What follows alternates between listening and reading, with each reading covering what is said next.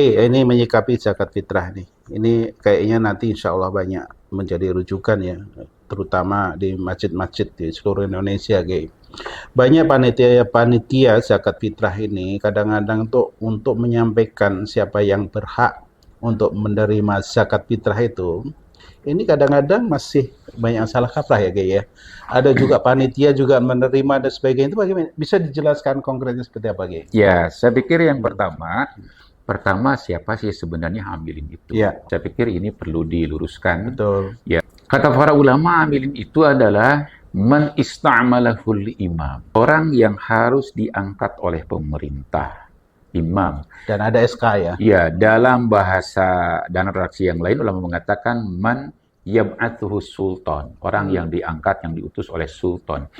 Karena memang pada masa Rasulullah SAW tidak ada orang yang mendeklarasikan diri sebagai amilin tanpa disuruh oleh Rasulullah atau para khalifah Rasyidin. Ya, artinya oleh pemimpin ya, Kak? Iya, pemimpin. Oleh karena itu maka dalam konteks negara kita yang kita cintai ini, ya ada Undang-Undang Nomor 23 tahun 2011 bahwa amilin itu memang harus diangkat oleh pemerintah. Jadi regulasi ini sesuai dengan fikih Islam yang selama ini kita pahami. Jadi harus diangkat oleh pemerintah. Nanti desakan ya sebagai buktinya ya.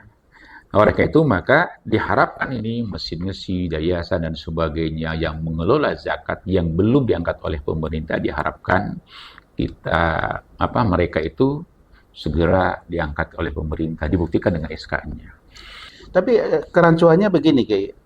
Ada juga panitia masjid itu yang merasa dia itu sebagai amil, panitia masjid, panitia zakat masjid, merasa jadi amil, maka merasa punya hak dari zakat yang dikumpulin itu sendiri. Itu bisa diberikan pencerahan ya? Ya, saya kira itu harus diluruskan. Ya.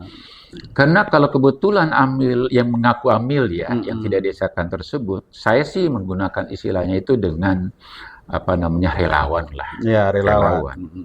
Nah, jika yang bersangkutan ini tidak desakan oleh pemerintah dan dengan demikian dia bukan sebagai amilin, dia tidak berhak loh. Artinya tidak berhak untuk menerima dari bagian zakat itu ya? Ya, kecuali jika yang mengaku amilin atau relawan atau pengelola zakat ini, walaupun tidak desakan, kebetulan yang terlibat di dalam pengelolaan zakat fitrah atau zakat yang itu adalah fakir miskin.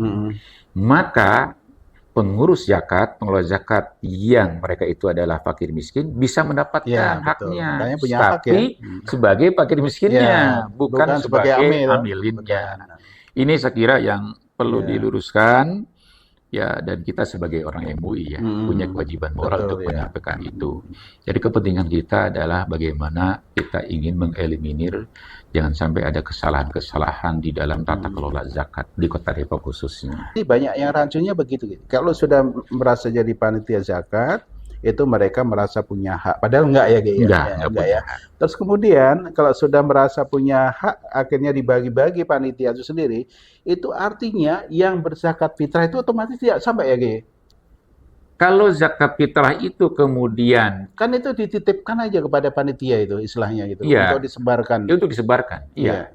Nah, kalau disebarkan nggak ada masalah. Selama penyebaran itu sesuai dengan ketentuannya. Nah, yang masalah itu dia bukan fakir miskin, dia mengaku amilin dan mengambil hak itu. Iya, itu yang salah. Jadi sekalipun tidak disesuaikan dari sisi sadar dan tidak sahnya, jika mereka itu adalah fakir miskin, tidak masalah. Iya, tapi bukan sebagai panitia zakat, tapi sebagai memang orang duafa ya memang punya hak itu untuk menerima zakat fitrah itu sendiri ya, Ki? Betul seperti itu. Yang biasanya di masyarakat tuh kan ada menanyakan, saya kan apakah ada kewajiban zakat fitrah itu karena saya orang miskin? Ini perlu ditegaskan kembali, Ki. Kewajiban itu sampai di mana ukurannya? Kadang-kadang itu nggak jelas ya di masyarakat tuh. Selama mereka itu punya kelebihan untuk kebutuhan pokok, makan dalam hal ini 1 hari 1 malam di hari raya, punya kelebihan dari itu, dia sudah wajib zakat fitrah. Kalau tidak punya kelebihan untuk kehidupan 1 hari 1 malam, ya dia tidak wajib zakat. Artinya ada dispensasi gitu, Ki? Ya, Oh gitu. cuma Ya. persoalannya ada nggak sih orang zaman sekarang yang Ada yang tidak gitu punya nggak? sama sekali Sama untuk sekali. kebutuhan pokok di Untuk satu makan hari. sehari semalam gitu ya? Iya. Rasanya sulit tapi saya Sulit. juga. Makanya kata Rasul mengatakan fungsinya adalah agnuhum bihadzal yaum. Apa namanya? Cukupkan kehidupan mereka fi hadzal yaum, fi hadza yaumil id.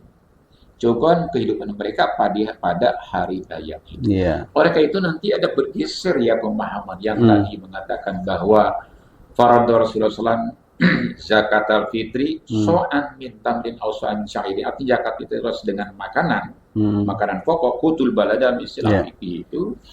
Ya, mazhab Hanafiyah mengatakan boleh dengan selain makanan, bisa dengan uang. Karena prinsipnya mungkin dalam pemahaman mereka itu agnum fi hadzal yaum. Cukupkan kehidupan mereka pada hari ini, hari raya itu. Mencukupkan itu saya kira, apalagi dalam konteks sekarang kan tidak cukup hanya beras saja. Karena kalau kita beri beras saja, bisa jadi nanti berasnya dijual sebagian untuk diberikan lauk pauk. Kan Lebaran itu tidak elok kelihatannya kalau hanya sekedar beras saja. Artinya kalau ada uang juga itu bisa untuk keperluan yang lain juga gitu maksudnya. Ya, oleh itu maka MUI dibolehkan itu ya. Sudah memberikan fatwa di dalam fatwa nomor 56 tahun 2002 bahwa zakat fitrah difatwakan oleh MUI boleh dengan beras dengan uang. Ya. Udah clear ya, Ki ya? Ya. Baik pemirsa, ini masalah zakat ini memang riskan, jadi kita tidak bisa main-main. Jadi siapa yang jadi panitia zakat juga harus hati-hati karena memang menyalurannya juga harus sampai kepada yang berhak gitu ya, Ki ya. Betul. Ya, ya.